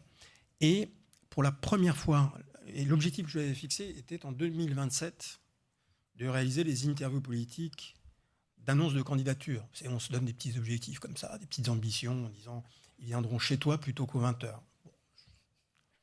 J'étais un peu audacieux. C'est pas ça que j'ai soufflé. Hein. Et j'ai dit voilà, il faut tenter de devenir un référent en matière de prise de parole politique, justement pour s'adresser au public le plus jeune. Il se trouve que pendant la campagne, il y a un certain nombre de déclarations essentielles qui ont été faites devant la caméra de Paul, Édouard Philippe, pour ne citer qu'un exemple, il y en a eu d'autres, Sandrine Rousseau et d'autres, qui ont ensuite été repris sur nos antennes linéaires. C'est-à-dire ce point de départ digital qui termine sur nos antennes LCI et TF1, qui provoque sur LCI des débats, c'est exactement l'objectif que nous avions recherché. Donc je dis bravo à Paul Laroutourou à travers vous et à travers cet exemple. C'est le parfait exemple où on peut exister sur les réseaux sociaux et avoir un écho bien au-delà. Je pense que ça va se multiplier à l'avenir. Denis Rapone et Laurence Péco-Rivolier, et puis Juliette Théry. Oui, merci Monsieur le Président. Je vais revenir sur, c'est pas une obsession, mais c'est assez important, sur la décision du Conseil d'État du 13 février dernier. On a parlé, vous en avez effectivement évoqué les conditions, du respect du pluralisme. La décision porte également, ce qui a été assez peu d'ailleurs mis en avant, le respect de l'indépendance éditoriale. Dans votre dossier, vous mentionnez un engagement, effectivement, qui est celui de préserver l'indépendance éditoriale à l'égard pas tant uniquement des intérêts économiques représentés par vos annonceurs, mais également à l'égard des intérêts économiques portés par les actionnaires de groupe TF1. Et pour fonder effectivement cette indépendance, vous mentionnez donc le comité d'éthique. Est-ce que vous n'avez pas d'autres dispositifs que vous pouvez envisager pour effectivement donner encore plus, de fondement et d'assurance que cette indépendance éditoriale pourra être respectée? Oui, et pour compléter la question, est-ce que vous pouvez nous dire quel rôle joue effectivement l'administrateur indépendant qui a été désigné au sein du conseil d'administration de l'entreprise? C'est l'un des éléments que vous aviez accepté d'intégrer et qu'on généralise dans la dernière convention. Peut-être nous dire un petit peu comment ça fonctionne, s'il y a un dialogue effectivement avec la rédaction notamment. Je commence et je passerai la parole à Thierry et Christelle sans doute. Donc, il y a évidemment un autre élément qui n'est peut-être pas mentionné dans le dossier, mais qui est essentiel, qui est une charte, la charte des journalistes, qui dit que le groupe TF1 veille à ce que les émissions d'information diffusées sur ces différentes chaînes soient réalisées dans des conditions qui garantissent l'indépendance de l'information, notamment à l'égard des intérêts économiques de ses actionnaires avec lesquels il a des liens capitalistiques et ceux de ces annonceurs. Donc ça, c'est la charte, et c'est une charte que tous les journalistes ont signée et dont ils peuvent bien évidemment se prévaloir. Pour le reste, pour le SHIPIP et la relation avec l'administratrice indépendante qui a été désignée au sein du conseil d'administration pour suivre ces questions, sa désignation est assez récente, puisqu'elle date d'avril dernier. Elle a été invitée à rencontrer le comité, le SHIPIP. Et pour l'instant, le sujet que l'on a peut-être aussi, c'est qu'on n'a pas énormément de saisines. Donc en réalité, on travaille sur des sujets dont on pense qu'ils sont liés à ces questions d'indépendance, des sujets qui sont traités par les journalistes. Comme je l'ai dit aussi tout à l'heure, en réalité, il s'agit de bien faire en sorte que cette administratrice indépendante puisse aussi en référer au conseil d'administration des sujets qui lui ont été soit portés directement à sa connaissance, puisque c'est aussi quelqu'un qui peut être saisi directement. Le comité aussi, évidemment, et je peux vous dire que son adresse est extrêmement saisible, puisqu'elle est parfois même spammée, donc on reçoit beaucoup de choses aussi à cette adresse-là. Donc en fait, ce sont plusieurs voies d'accès. Il y a le comité, il y a la médiatrice, il y a l'administratrice indépendante, et l'idée, c'est de bien faire en sorte que toutes ces parties prenantes puissent discuter pour qu'elles puissent s'alerter les unes les autres, pour pouvoir, le cas échéant, lorsqu'il y a un problème d'éthique, d'indépendance, pouvoir qu'il soit discuté et qu'il ne soit pas traité dans un coin, justement. Mais je laisserai Christelle poursuivre. Oui, pour le comité d'éthique, nous avons des rendez-vous régulièrement avec le comité d'éthique, avec les sociétés aussi, les sociétés des journalistes, que ce soit de TF1 et de LCI, pour pouvoir échanger sur les différents sujets. Au-delà de ça, moi je reçois énormément de courriers en tant que médiatrice de l'information, que ce soit pour LCI et pour TF1. Et la plupart du temps, voilà, nous répondons aux questions des téléspectateurs quand nous devons apporter une réponse. Si par exemple nous avons fait une erreur ou sur des questions d'indépendance, etc., nous apportons les réponses. Si le comité est saisi, nous en discutons avec lui, nous échangeons régulièrement avec le comité d'éthique. Et en parallèle de ça, nous avons quand même obtenu en 2023 le label Journalism Trust Initiative qui permet, c'est une certification qui garantit l'engagement du groupe pour la transparence de ces médias d'information et le respect de l'éthique journalistique. Je crois que nous sommes, à ce jour, le seul groupe privé qui a obtenu ce label-là pour garantir notre indépendance et notre éthique. En Europe. En Europe. Merci, Rodolphe. Alors, il y a une petite question suite de Benoît, mais on va d'abord donner la parole à Laurence Péco-Rivolier, qui le demande avec impatience. Je vois. Absolument. Sur 3 points. Le premier, c'est quand même pour vous donner un petit signal baromètre, sinon ça vous aurait manqué. Donc, ça n'est pas sur la représentation des femmes, sur lequel, effectivement, les chiffres sont plus que bons. En revanche, un vrai point d'alerte quand même sur la présence des personnes vues comme non blanches.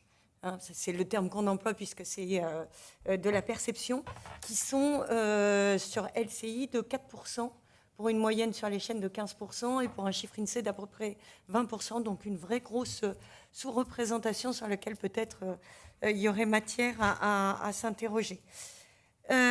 Deuxième remarque, c'est pour revenir sur un sujet qui a été déjà largement abordé, mais je voudrais bien comprendre par rapport à l'ensemble des chaînes d'information sur la signature des conventions quand on parle de programme. Votre souhait, ça serait que finalement les grilles programmatiques, enfin que tous les engagements soient à peu près au même niveau sur toutes les chaînes d'information quand on parle des grilles programmatiques, et que finalement chaque chaîne d'info ensuite se démarque au niveau de la qualité et non pas des programmes. Vous me direz si je me trompe ou si j'ai bien compris un peu quel était l'état d'esprit. Et puis troisièmement, là c'est une question, quels sont les processus et les mécanismes qui vous permettent de vous assurer de l'honnêteté, de la rigueur de l'information sur les JT ?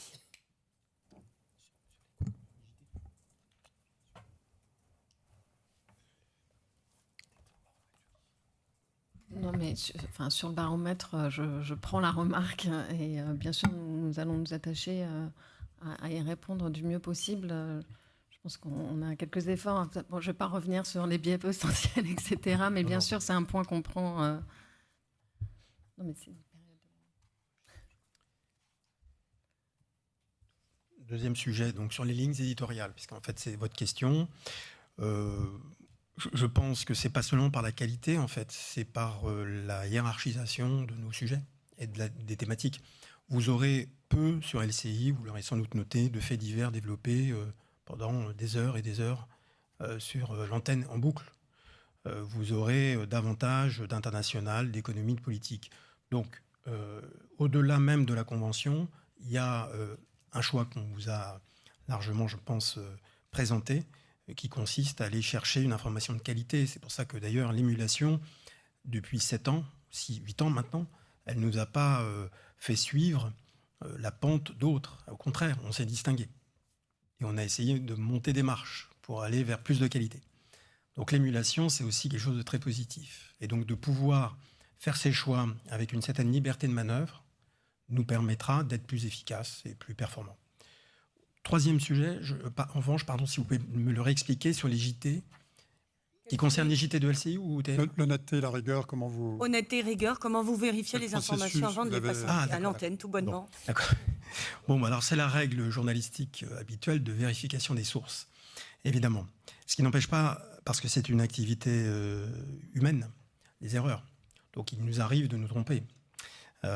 L'important, c'est de, comme je dis souvent à nos équipes, on a un contrat de confiance avec notre public, avec les Français. Et donc, quand on se trompe, on doit le dire, on doit le reconnaître et on doit corriger. Mais pour le reste, la règle fondamentale, et ça arrive 9 fois sur 10, heureusement, 9 fois et demi sur 10 même, c'est de vérifier et de porter à l'antenne des informations fiables et crédibles. Et donc, c'est un moyen très classique, j'allais dire, de travail individuel des journalistes sous la responsabilité d'un chef de service et d'un rédacteur en chef. Est venue s'ajouter une nouvelle dimension qui est la vidéo du type réseau social. Où là, on a pléthore de vidéos, parfois justes, parfois fausses, de plus en plus souvent fausses. Et donc, on a formé à peu près une trentaine de documentalistes, puisque c'est ces personnes qui sourçaient l'origine des vidéos. On les a formés au traitement, j'allais dire, fact-checking. Et ils deviennent des journalistes, d'ailleurs. Ils vont tous avoir leur carte de presse. C'est une transformation très profonde. Et tous les jours, il y a une trentaine de personnes qui vérifient du matin au soir ces vidéos venues des réseaux sociaux. Et pour l'instant, là, je touche du bois, nous n'avons pas été trompés, même si je suis préoccupé par l'évolution technologique de ces vidéos. Les performances sont quand même, je parle de performances techniques, je ne parle pas du reste, sont assez étonnantes dans la mesure où elles vont beaucoup plus vite que parfois nos propres capacités à vérifier. Donc la seule règle, en plus de tout ce que je viens de vous dire, c'est la prudence. Nous préférons ne pas diffuser plutôt que diffuser. Ou diffuser après les autres. Oui. L'idée qu'il y a une course à la vitesse dans l'information qui est assez répandue et qui n'est pas complètement inexacte. Sur les vidéos, il nous arrive très souvent, pour compléter ce que tu dis Thierry, de voir des vidéos chez nos concurrents, dont tout porte à croire qu'elles sont parfaitement crédibles. Mais tant qu'elles n'ont pas été labellisées, tamponnées, pardonnez-moi l'expression, par l'équipe dont tu viens de parler, Thierry, nous ne les diffusons pas. C'est-à-dire qu'on accepte l'idée d'être en retard, le cas échéant, sur la concurrence, pour être certain de ce qu'on diffuse. Ça, c'est pour nous une valeur très importante. Et dans le process de décision, c'est important de comprendre que les documentalistes en train de devenir journalistes, de la cellule image, ont le final cut sur les rédacteurs en chef et chefs de service. La direction peut avoir son mot à dire et prendre ses responsabilités, mais tant que les documentalistes n'ont pas validé, c'est pas diffusé. Juliette Théry. Alors, très rapidement, merci beaucoup, Monsieur le Président. En fait, j'ai une question qui concerne les chaînes d'information en général. Ce que le sentiment que j'ai, c'est qu'elles travaillent sous triple contrainte. La première, c'est que vous êtes quand même dépendant du linéaire, enfin du direct et du linéaire. Donc, d'une certaine manière, dans le plan de financement, c'est difficile d'intégrer ça à l'évolution des usages vers le non-linéaire. L'autre contrainte que je vois, c'est, et ça a été évoqué, le coût de l'information, d'après l'étude qui a été rendue par le groupe de travail, je ne sais plus trop combien, des EGI, c'est bien expliqué que le coût de l'audiovisuel fait partie des plus élevés, et ça dépend du nombre d'ailleurs de journalistes. Donc ça a été aussi évoqué.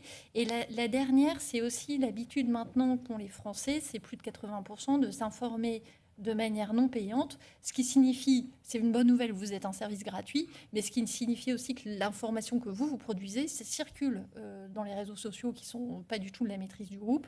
Et donc, du coup, d'une certaine manière, l'argent que vous mettez pour la production d'informations bénéficie aussi à des services qu'on ne pourrait pas qualifier de concurrents vraiment, mais quand même de réseaux sociaux qui n'appartiennent pas donc à votre groupe. Donc tout ça, fait que j'ai un peu de mal à comprendre votre plan d'affaires très optimiste sur l'évolution du chiffre d'affaires, premièrement. Et évidemment, ça rend encore plus important les questions d'indépendance posées par Denis à l'instant à l'égard des intérêts des actionnaires et des annonceurs auxquels je ne reviendrai pas. Donc ma question porte vraiment sur comment expliquez-vous l'évolution du chiffre d'affaires pour cette chaîne particulière d'information. Je vous remercie. Je vais peut-être brosser quelques éléments de réponse et Thierry prendra ma suite. Sur le chiffre d'affaires de LCI, on peut constater, au-delà du plan d'affaires, qui est une vision du futur, donc qui est sujette à une forme de subjectivité, la chaîne LCI, elle est déjà quasiment à l'équilibre.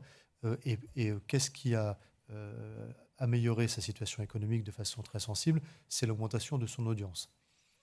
Et ce qu'on voit singulièrement sur le segment des chaînes d'information, c'est que les chaînes d'information voient leur audience s'accroître et par conséquent, c'est leur chiffre d'affaires augmenter au sein d'un marché de la publicité qui est stable.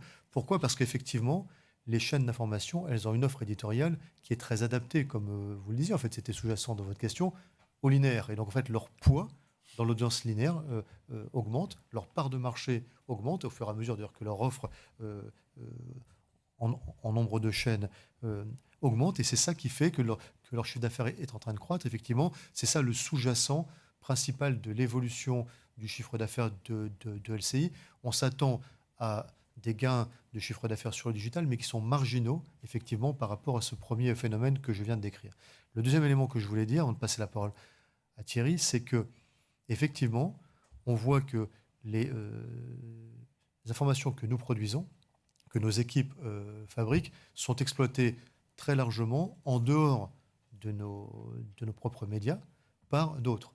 Et tout le sujet de la juste rémunération de nos groupes pour le travail de nos journalistes à travers les droits voisins doit être traité de façon beaucoup plus ferme qu'elle l'a été par le passé. C'est un sujet que la presse écrite a embrassé avec un certain succès. Bon, je ne dirais pas qu'il est matériel économiquement, enfin en tout cas avec un certain succès. Nous-mêmes avons prévu d'embrasser ce sujet-là, peut-être en coordination avec eux, parce qu'on se retrouve affecté aujourd'hui, comme ils l'ont été par le passé, par une forme d'exploitation, certains pourraient dire pillage, de nos images par d'autres, sans juste rémunération, sans rémunération équitable pour nous. Donc ça fait partie des priorités, je dirais, de relations institutionnelles de la maison que porte notamment Julie Burguburu. Alors, comme le dit Rodolphe, en effet, c'est un sujet. Nous avons signé un accord de droit voisin avec Google, qui va d'ailleurs être de nouveau en discussion. Mais même si on se félicite des montants, ils sont très minimalistes quand on regarde l'investissement produit et finalement des contenus qui, sans doute, génèrent beaucoup d'audience pour Google et aussi des revenus. On a aussi des discussions parfois compliquées avec TikTok, qui ne rémunère pas du tout les contenus qui sont diffusés parfois sur leur réseau, de même que sur YouTube. Donc ça, c'est un sujet devant nous. Je pourrais ajouter l'IA. Vous voyez, nous sommes plutôt dans une position aujourd'hui en disant on ne va pas vous aider à vous rendre plus intelligent, donc on garde un peu nos contenus, mais est-ce que ça va pouvoir tenir longtemps? On n'en est pas certain.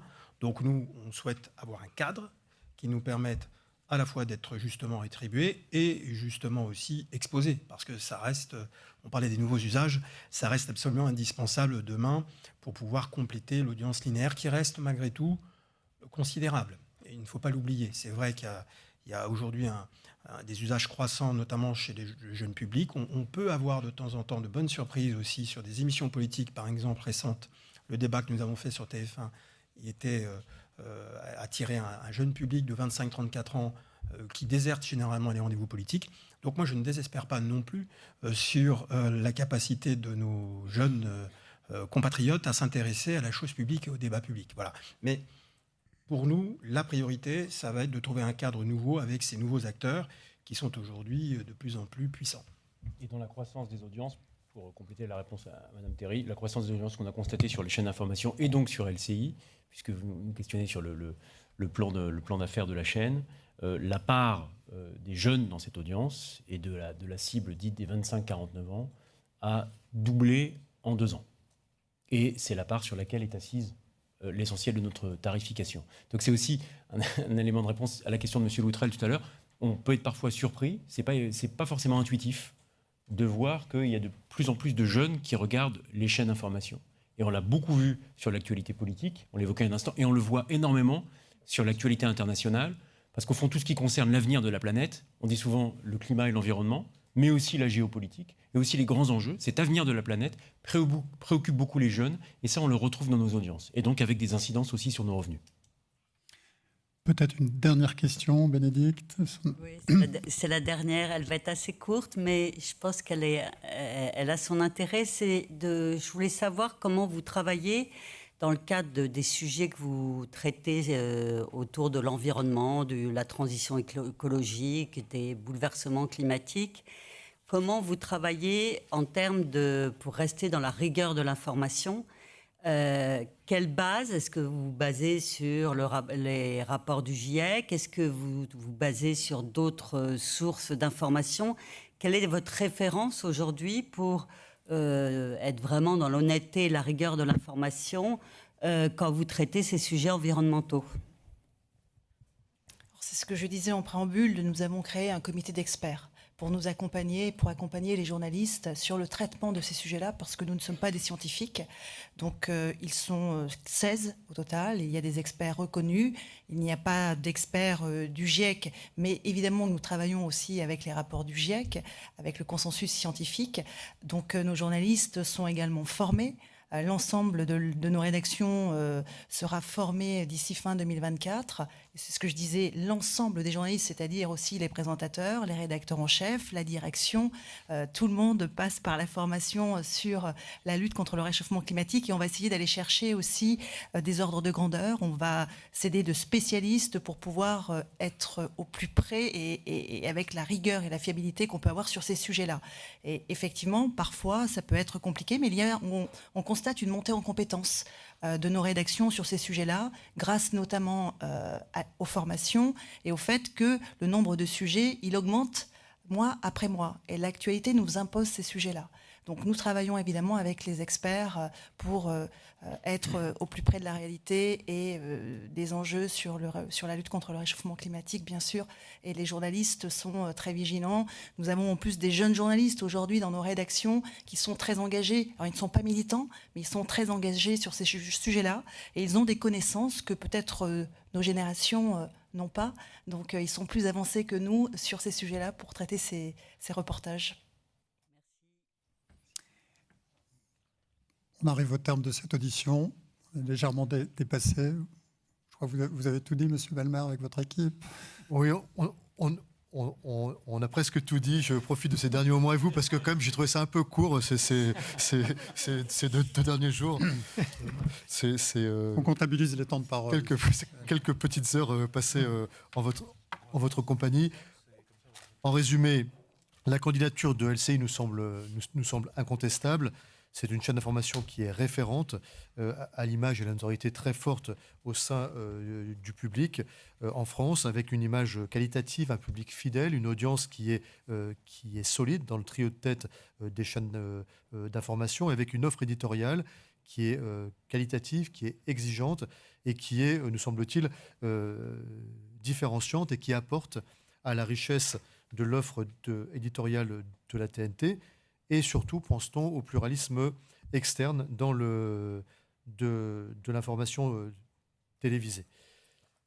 Ce qu'on n'a pas dit dans cette heure et demie de présentation, c'est que la chaîne a à cœur de respecter scrupuleusement ses obligations, ses conventions, la régulation, le public, les institutions. Elle n'a connu, depuis qu'elle est sur la TNT, aucune sanction et s'honore de cela.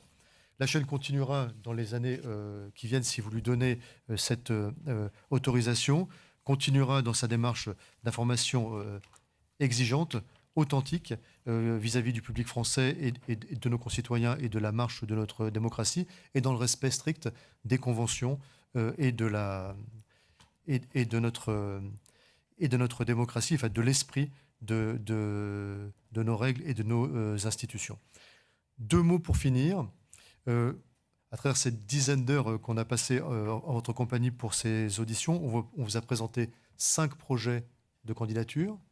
Nous avons évidemment, je le souligne pour mes derniers mots, 3 projets qui sont prioritaires, TMC, TFX et évidemment LCI, et 2 projets nouveaux, additionnels, la chaîne Histoire et la chaîne Humour, qui permettraient d'élargir l'offre éditoriale proposée aux Français sur la TNT, avec des sujets nouveaux, sur des axes éditoriaux qui ne sont pas traités aujourd'hui par la TNT et qui pourraient proposer des offres qualitatives si certaines fréquences venaient à être disponibles.